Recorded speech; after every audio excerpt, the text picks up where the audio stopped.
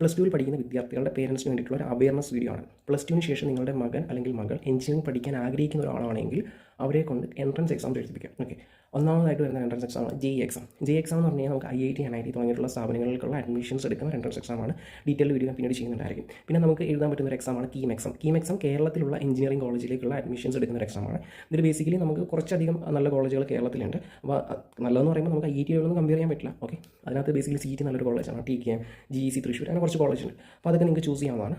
അതേപോലെ തന്നെ നമുക്ക് കുസാറ്റിൻ്റെ ഗേറ്റ് എക്സാം ഉണ്ട്. അപ്പോൾ നിങ്ങൾക്ക് കുസാറ്റിൽ BTech പ്രോഗ്രാം ഉണ്ട്. ഞാൻ കുസാറ്റിലാണ് പഠിച്ചത്. അതേപോലെ തന്നെ നമുക്ക് വേറൊരു എൻട്രൻസ് എക്സാമാണ് BITSAT എന്ന് പറയുന്നത്. BITSAT എന്ന് പറഞ്ഞാൽ ബിറ്റ്സ് ലാനിലേക്കുള്ള അഡ്മിഷനാണ്. One of the top private കോളേജാണ്.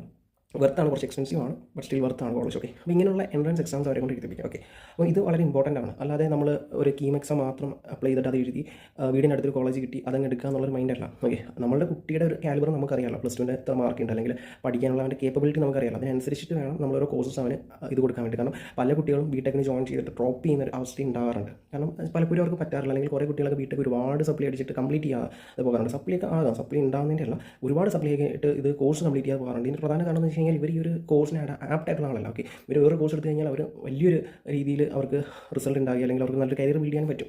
ഇതൊക്കെ നിങ്ങൾ അറിഞ്ഞിരിക്കേണ്ട ഒരു കാര്യമാണ്. ഓക്കെ, നെക്സ്റ്റ് വീഡിയോയിൽ ഞാൻ വേറൊരു ടോപ്പിക് ആയിട്ടാണ്.